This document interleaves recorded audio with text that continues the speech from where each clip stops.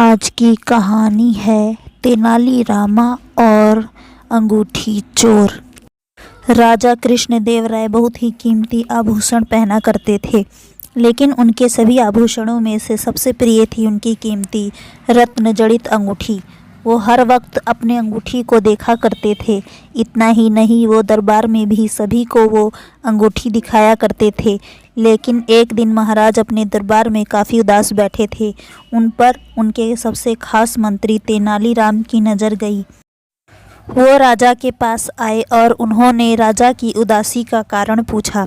राजा ने बताया कि उनकी सबसे कीमती अंगूठी चोरी हो गई है और चोर उनके अंगरक्षकों में से ही कोई एक है।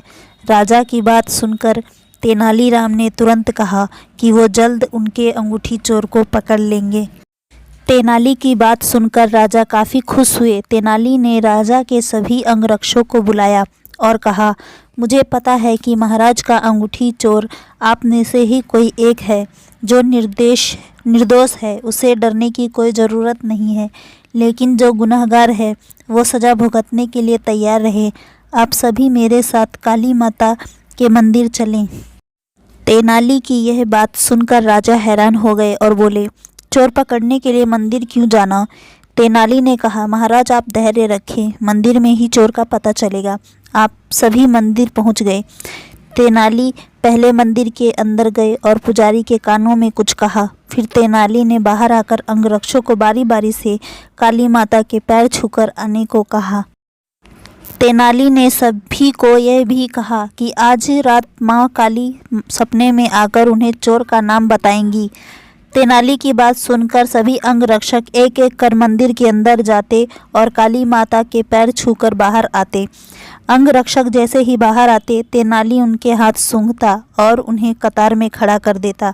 जब सारे अंगरक्षकों ने काली माता के पैर छू लिए तो राजा ने कहा, चोर का पता तो सुबह चलेगा, लेकिन तब तक इनका क्या करें? फिर तुरंत तेनालीराम बोले, नहीं महाराज, चोर का पता चल चुका है। वहाँ पर मौजूद हर कोई हैरान हो गया। तेनाली ने कहा, 7वें स्थान पर खड़ा अंगरक्षक ही चोर है। यह सुनते ही वो अंगरक्षक भागने लगा, लेकिन तब तक अन्य अंगरक्षकों ने उसे धर दबोचा। वहाँ मौजूद हर कोई हैरान था कि तेनालीराम को कैसे पता चला कि यही चोर है। तेनालीराम ने सबको बताया, मैंने मंदिर में आते ही पुजारी जी से बोलकर काली माँ के मूर्ति के चरणों में सुगंधित इत्र लगवा दिया था, जिस कारण जो भी काली माता के पैर छू लेता सुगंध उसके हाथों पर आ जाती। लेकिन जब उसने 7वें स्थान पर खड़े अंगरक्षक के हाथ सूंघे तो उसमें कोई सुगंध नहीं थी। उसने पकड़े जाने के डर से काली माँ के पैर छुए ही नहीं। ऐसे में यह बड़ी आसानी से पता चल गया कि असली चोर वही था। तेनाली की बात सुनकर राजा बहुत खुश हुए और तेनाली को कई सारे उपहार से सम्मानित किया।